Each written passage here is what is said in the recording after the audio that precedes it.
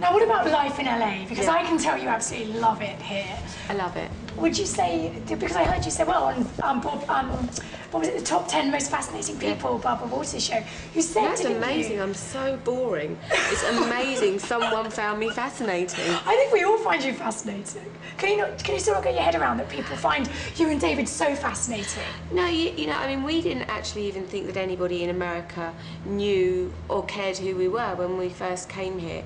Because, you know, we're from England, and yeah, I was in a pop group and David played football, but America has so many hugely successful, amazing, interesting people, and very few people from Europe actually make it in America. And so we were very surprised and flattered and honoured that anybody was interested in us.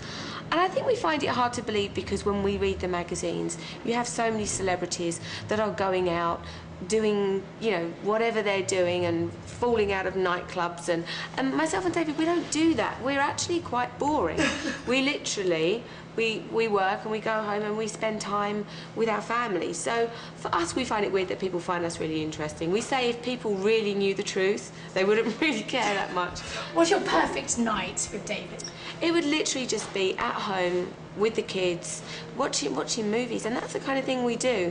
I think people were quite surprised when we first moved here. They did expect us to be in and out of nightclubs and parties and premieres and events, and we just don't do that. I think we've been doing this for long enough, and we love what we do, but we just want to spend private time as a family. So how do you cope with the constant attention of the paparazzi? How do you deal with that? To be honest, there isn't a constant, there isn't that constant attention. I mean, yes, they sit outside our house every day, but, you know, in LA you can get photographed when you want to get photographed, as far as we see it most of the time. Yes, if you go to the Ivy for lunch, you will get photographed. Yes, if you go to Robertson shopping, you will get photographed.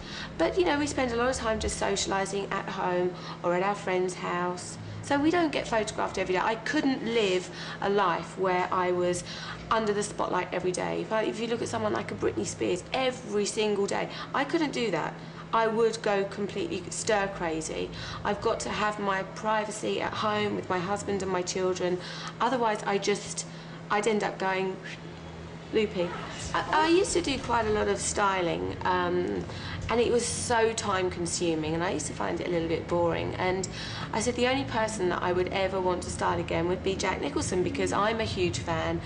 David is a huge fan. So when the opportunity came up to actually style him, it was really exciting, and he was great. He was great. I was a bit of a fan, I have to say. I was a bit of a fan. And did he let you do exactly what you wanted, or did he have any input?